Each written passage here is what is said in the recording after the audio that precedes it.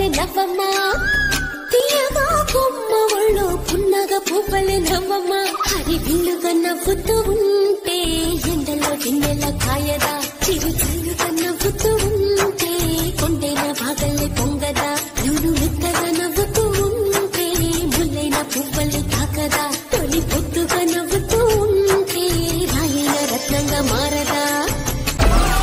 Download Moj.